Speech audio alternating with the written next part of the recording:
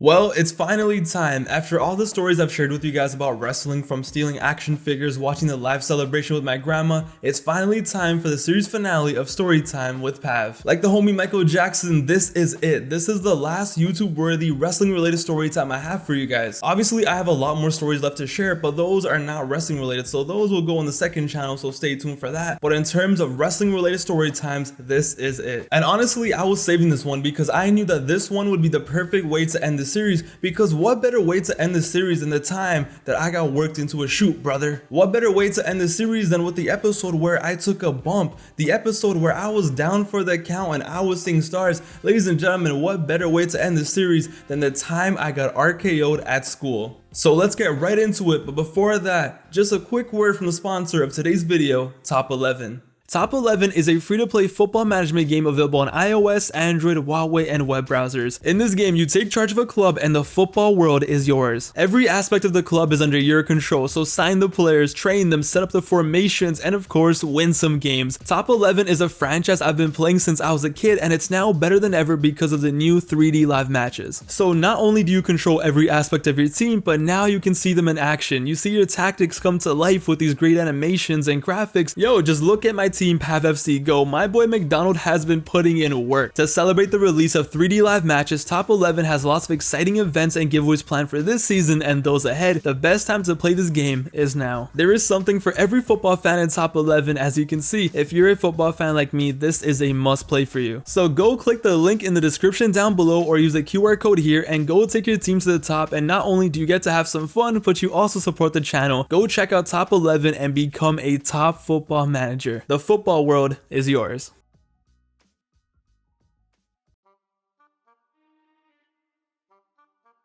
Alright, so it was January of 2008 and I was 9 years old, and this was of course the time when the WWE used to have a killer "please don't try this at home" video package. This was back when you were watching Raw or SmackDown and everything was fun, everything was cool, everything was gravy, and then out of nowhere this video package would play. And this video was wild. They would show wrestlers casually dying, in pain screaming, broken necks, falling off ladders. They had this haunting music playing, and then all you would hear is, "Yes, this is entertainment, but the hazards are real." And then you would hear the homie Jim Ross like, "How do you learn to fall off a 20-foot ladder?" And at the end, of course, it was a public service announcement. Please don't try this at home. And I was like, damn, yeah, that's crazy. Wow, man, I can't believe that he broke his neck like that. Wow.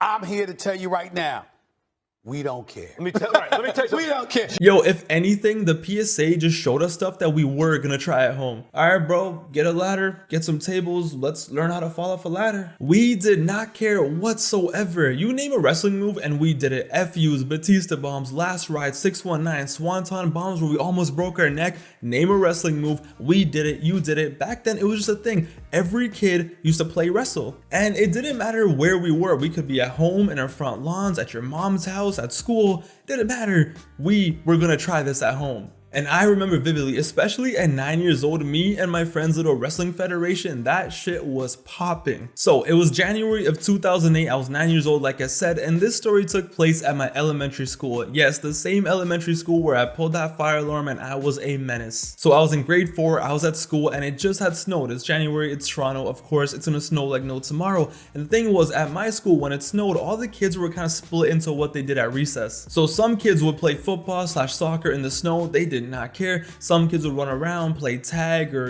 hide and seek or whatever. Some kids were just standing there freezing to death, begging the teachers to let them go inside. But then there were some other kids who lived a little on the edge. And by that, I just mean the kids who would go where the ice is, so they would like slide down ice, or they'd just chill there at the bottom where the ice was everywhere, try to like balance themselves, just do little stupid kid stuff on the ice. So this was my elementary school playground, and as you can see over on the field was actually on a little bit of a hill, and what would happen is during the winter, the entire field would be filled with snow, but the side of the hill would become frozen with ice, and a bunch of kids would go up there on the top and slide down the hill like it was a slide. So yeah, you just have like 10-20 kids just go up there and slide all the way down, get up and go back and slide all the way down, just do it all recess long, because apparently sliding down ice was like the funnest thing ever. And yeah, that's what me and my friends would do every now and then. Sometimes we play soccer, sometimes play tag, but a lot of the time if there was ice there, we would go where the ice is and slide down and just be hooligans. But what we really wanted to do when it snowed was we really wanted to wrestle in the snow, because hey, It said, don't try this at home, right? Hey, back then it didn't say please don't try this at school, so we definitely used to try this shit at school. So if we knew there was going to be a lot of snow on the field that day, the entire day during math class, English class, you name it, we would plan out what we're gonna do at recess. We would be out here planning out wrestling cards like, yo, you're gonna verse that guy, he's gonna verse you, you'll be Jeff Hardy, he'll be JBL, you'll be this, you'll be that, and we would literally have our own like WrestleManias, No Mercies, Backlashes. We would have our own playground WWE pay-per-views. But like I said, it was really cool because we would choose which wrestlers we wanted to be. I would often be Eddie Guerrero so I could do like my weird little frog splash where that guy's laying on the snow and stuff. Sadly, I couldn't be John Cena, even though that's who I always wanted to be. The thing was, I couldn't really lift anyone for the FU. I was too weak. So it's kind of hard to be a wrestler when you can't do his finisher. Hard times. But on this particular day, we're like, okay, what match we should do? And someone's like, hey, we should do a Royal Rumble in the snow. Now I know what you're thinking, a Royal Rumble in the snow, how? Like there's no ring, there's no ropes, how the hell are you buffoons gonna do a Royal Rumble? See, we thought that too, so of course we made our own rules. Mind you, the stupidest, the most dangerous, honestly the most brain dead rules you could possibly imagine for a Royal Rumble. We figured them out. So we decided that we were going to wrestle on the field up on the hill, and to eliminate your opponent, you would grab him and push him down the hill on the ice, and when he reaches the bottom all the way on the ice, he's eliminated. Bro, what the f? Our plan for the Royal Rumble was to just take some kids and just throw them off a hill onto ice and splat, boom, dead, you're eliminated. Yo, this was going to be the most dangerous wrestling match since like Foley versus Taker in a Hell in a Cell match. 10 kids pretending to be wrestlers just tossing each other off a hill. What could possibly go wrong? And the thing is, see, this was before we knew wrestling was fake. So we were like there basically real fighting. We didn't have any cooperation. There was no spot calling. We were like, hey buddy, I'm gonna do this move, I'm gonna do that move. No, it was a free-for-all, it was a jungle, it was a mess, it was just a cluster. I am telling you, we were idiots. So it was recess time, it was time for the Royal Rumble. We all started on the top of the hill. I was Eddie Guerrero, my friend was Shawn Michaels, another friend was The Undertaker, and everything was cool because I knew everyone except for one kid. And I didn't know anything about this kid, but he wanted to be a part of it, so we let him in. But of course, he didn't choose a normal wrestler. No, he didn't want to be Jeff Hardy. He didn't want to be anyone normal. No, he chose Randy Orton. But that's fine, whatever, we're kids, we didn't think much of it. We had like 10, 11 people. It was Royal Rumble time on top of the hill, and as you would expect, it went down. Literally. So the match started, and I don't remember much about the match. And honestly, what is there to remember? It's a bunch of dumbass kids on a hill wrestling, play fighting, doing real moves somehow, hurting each other. It was a mess. It doesn't matter. But what I do remember was I was a little extra excited, you know, for this little Royal Rumble. I mean, everyone was, but especially me, because this wasn't just a regular show in our federation. No. This was a special event. So this was a premium live events, because what happened is we were wrestling over here on the hill, but over here down where the ice was, the popular girls were there. So they're there doing popular girl things. I don't know, talking about Tamagotchis and Polly Pocket, whatever the hell, Hannah Montana. I don't know what they were talking about, but they were doing their thing. But the thing is, up on the hill while we're having our like pay-per-view, we're like, damn, we gotta put on a show for these girls. In our heads, we were thinking we were some next sports entertainers. We're like, yo, we gotta put on a banger match. We gotta go off. We gotta impress them. We thought for some reason, us buffoons, us idiots, us grade 4 kids wrestling on a hill was somehow going to impress the girls down there. The popular girls, the girls who had nothing to do with wrestling, girls who didn't even like wrestling. We thought for some reason our little twist of fates and Batista bombs were going to impress them. No. If anything, we were going to scare them away. Those poor girls were chilling, playing with their Tamagotchis, probably looked up and saw like the sloppiest suplex ever and thought we were Neanderthals. But nah, back then, for some reason, we thought we were going to impress them with our wrestling skills. I really thought my little frog splash off the ground was really gonna make the girls go crazy. But okay, the match went on. Like I said, I don't remember too much. Of course, I probably got my ass beat. But what happened was eventually, I'm like, yo, I'm tired. I don't want to do this anymore. It's cold. I'm freezing. I'm getting killed. I'm not gonna win. I'm calling it a day. So I tell my boy, who's the Undertaker, who's like this tall kid, I'm like, all right, bro, just push me down. I'm out of here. Choke slam me, kill me. I don't care. I'm done. So he pushed me down the hill, he did a little choke slam, and I tumbled over like, oh no, I'm dying, and I slid down the hill. I went all the way down, I was laughing, it was cool, I had some fun, and I'm like, okay, hopefully one, I impressed the girls, and second, hopefully, you know, I got decent stars for my performance. But I was there, I was chilling on the ice, and these other kids were there playing on the ice too. They're trying to like skate with their shoes on for some reason, just doing little stupid kid stuff. And I'm there and I'm chilling on my knees, I'm just looking around, I'm like, damn, you know, this was fun. I did my thing, I did a little frog splash, I tried doing a German suplex, it was cool. And I remember I'm sitting there and I'm just excited because it's Friday. I'm like, I'm gonna go home, I'll watch SmackDown, I'll play SVR 2008. I was happy, I was chilling, so I'm slowly getting up and everything's cool. And then out of nowhere, bang, everything just went black. Everything was black. I had no idea what the hell happened. I slowly get up, I'm looking around, I'm honestly kind of dizzy, and I'm like, yo, what the hell just happened? Focus, and I see the kid I was wrestling with. It's Randy Orton. And I'm like, yo, did I just get RKO'd? What happened? So I'm there and the kid is laughing. He's like, ha ha ha, I RKO'd you. So basically what happened was while I was chilling there and I slowly got up, the kid got eliminated. He slid down the hill and like apparently like prime Randy Orton, like the Viper himself, he saw me get up, just slid in there and RKO'd me, boom, and head first. My head hit the ice and I was out like a light and he's just there laughing at me. I get up and I'm all dizzy, but you know, I start laughing too because everyone's laughing at me. Am I a little embarrassed? Definitely, for sure. But I'm like, whatever, it's cool, it's fine, I'm good. And then the laughing stopped. And then all you hear is one girl just straight up just scream. I hear the scream and I'm like, yo, what? So that girl screams, then another one, and then another one. And then I look at the guy who just RKO'd me and he looks at me like he had just seen a ghost. At that point, I'm like, nah, wait, what is going on? I look down, I look at the ice and all I see is blood. And once I see that, I start screaming, I start freaking out. I touch my face and I swear my face was so wet. I'm like, yo, is this ice? What is this? I look at my hand, it is blood. I am literally gushing and dripping blood out of my forehead. Yo, I see the blood and I'm like touching my face is all wet and I'm like, yo, please be snow because it's cold. And I see my hand and it is blood. There is blood pouring everywhere, is gushing down my face. Bro, I just wanted to have a wrestling match and impress the girls. Instead, here I am bleeding everywhere and they're traumatized because I'm out here looking like prime Ric Flair. So yes, I got RKO'd on the ice so hard, head first on the ice, and the ice cut my forehead right here and the blood started gushing down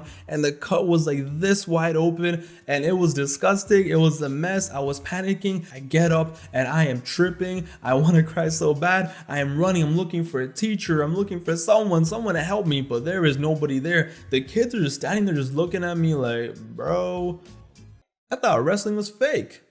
I am running for my life and I finally get to the door to go inside and the teacher opens the door for me and she's just looking at me like, man, that does not look good. I get into the school and I like run to the office, right? I run there because that's where they're gonna take care of me, and I swear to God, I remember the blood was dripping and it was dripping on the hallway. So some poor janitor after was probably depressed and sad, eating his lunch, had to get up and had to start scrubbing the floors because my blood was all over the school floors. I get into the office, I go to the secretary's like, yo, what is going on? She sits me down, she comes, she cleans it up, and at that point I did start feeling better, right? I'm like, I'm cool, I'm good, at least they'll take care of me here. She's asking me questions like, oh, how did this happen? What's up? What's good? And I'm like, oh no, nothing, I fell, I tripped. Like, I didn't mention anything wrestling related, nothing like that. No.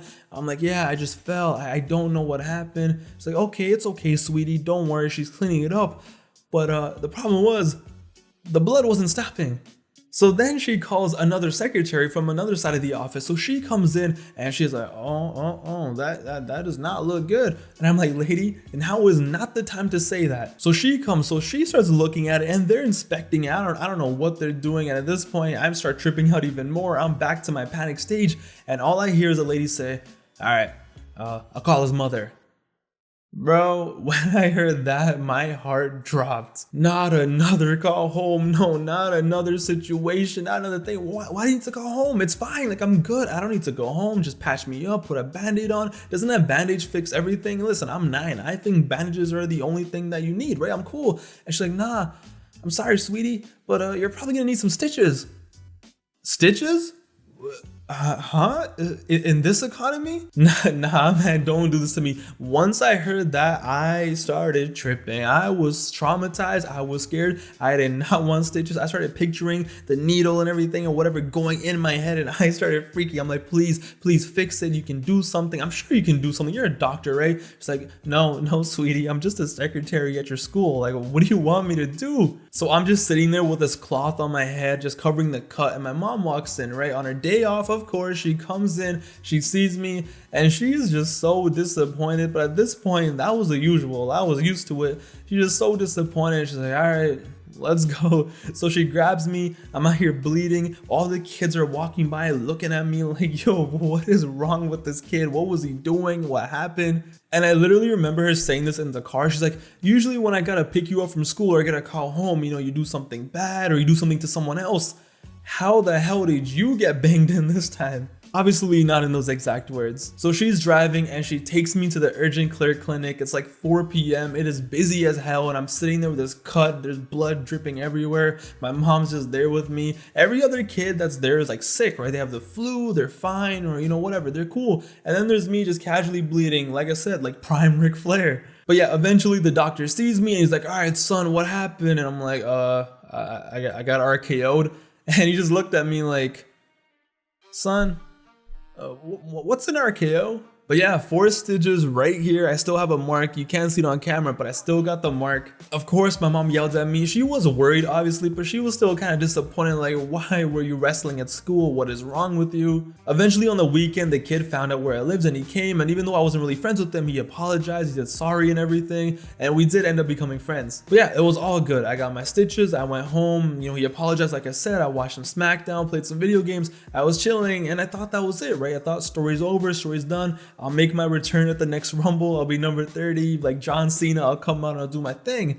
But no, what happened was my friends came over, right? They came over to check on me, but they had other intentions in mind. So my friends are there, they're like inspecting them and everything, and they just start saying like, damn, bro, you're gonna let him do you like that? Damn, man, you're gonna let him RKO you on the ice, leave you bloodied? You're gonna let him put you on a stretcher? And I'm just there like, bro, there was no stretcher. Like, yo, you gotta beat his ass, you gotta get revenge, man. You gotta come clutch, you gotta do something. And I'm just there like, bro, he apologized to me. He literally came to my house with his mom and apologized. And now you want me to do like a backstage attack on him? These guys came to my house not to check up on me. No. They wanted to run another angle. They wanted to set up the next storyline for the Federation. And I'm not gonna lie, I was so close to saying yes. I was so close to being convinced like, yeah, I'll go fight him. I'll turn this work into a shoot brother. I'll go beat his ass. I ain't scared of him. But I couldn't. The man came to my house and apologized. I wasn't gonna go fight him. But it's so funny thinking how these kids were so amped up because they wanted to see a real fight so bad. But yeah, man, that's it. I got clapped heavy. I'd love to sit here and tell you like, yeah, I went there, I fought him. We had this epic UFC brawl, Nate Diaz, Conor McGregor. Nah, it didn't happen. That was it. That was a story. I got RKO'd on the ice and I got absolutely clapped. My poor mom, bro, she had to pick me up and just saw her son with just blood everywhere, just splattered. I definitely, on the next channel, on the second channel, I gotta bring her on here and I'm gonna do an interview. You know what? On Twitter, I'll be like, hey guys, after watching all the story times with Path, if you have any questions for my mom related to any of the stories, I'll ask her and we'll literally do an interview because I need to get her thoughts out here on all of this. And the funniest part was we would still watch wrestling together because every Friday we'd watch SmackDown together on the CW, I think it was at the time. And every time the ad would come on like, please don't try this at home, she would just be there like, yeah, you hear this? You see this? Yeah, pay attention. And I'm like, yeah, whatever. What a time it was to be alive. It started off so simple. We were going to wrestle. We were going to impress the pretty girls down there, show them my wrestling moves. Instead, I probably traumatized them. But yes, in the comments down below, I want to hear your stories. I want to hear any story that's related to wrestling at home, wrestling at school, any story where things just went wrong, where somebody got clapped or you accidentally hit your sibling and then you had to beg him like, hey, please don't tell mom, please don't tell mom. But yes, I just want to say thank you guys for supporting this series. I'm gonna be honest, when I started the Storytime with Pap series, I had no idea it was going to be as popular as it became. I had no idea it was gonna have an impact like this, but I love it, okay? At the end of the day, why wouldn't I love a series where I just come here, sit, no script, no nothing, everything and just tell you stories from my childhood. I loved it. I had a lot of fun. Don't worry, like I said, there are more story time with Paps coming soon. They're just not going to be wrestling related because I don't really have any more wrestling related ones, and I can't just make them up. I don't want to make them up. So other Storytime with Pavs are coming on the second channel. The link will be in the description down below, so stay tuned for that. Just a bunch of funny random shenanigans from middle school, elementary school, high school, hell, even university. They'll all be there. Thank you guys for supporting the channel, for supporting the series, for supporting me, supporting everything. Everything has been great. The YouTube channel is doing better than ever, and it's all because of you guys. So yeah, thank you guys for supporting me. Thank you for everything. I will see you guys soon for the next video. It will be out very soon. Trust me, you won't have to wait long. Thank you for the support. Thank you for watching. For now, I'm out of here, but I will see you guys very soon. Until then, take care, but I'll see you guys later, okay? Peace out. Later.